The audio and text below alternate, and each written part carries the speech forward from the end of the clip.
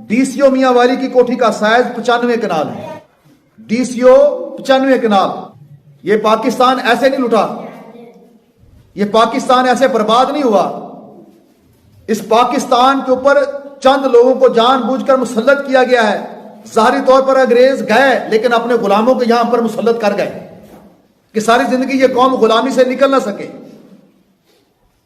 उस गुलामी से बदतर अब यह गुलामी हो गई है, क्योंकि उस गुलामी के अंदर जिद्दोजहद थी, कोशिश थी, तड़प थी कि हमने आजाद होना है।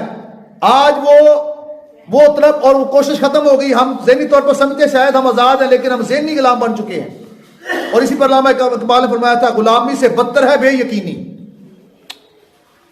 हम गुलामी से बदतर जिंदगी गुजार रहे हैं, क्योंकि ये बेयकीनी की जिंदगी है। उस वक्त हमें यकीन था कि एक दिन हमने आजाद होना है, एक दिन हमने अपना मुल्क बनाना है।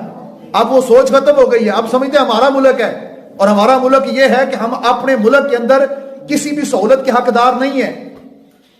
खून पसीने की कमाई से टैक्स अपनी हुकूमत को देते हैं हर चीज का, और अय्याशी कर रहे हैं ये चंद लोग।